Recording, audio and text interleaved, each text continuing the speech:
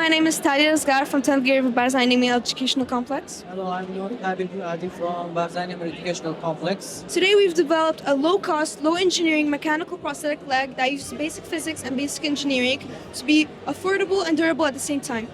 And we have made it using common industrial pieces such as plastics, PVC, metals, and springs. We have made the multi-access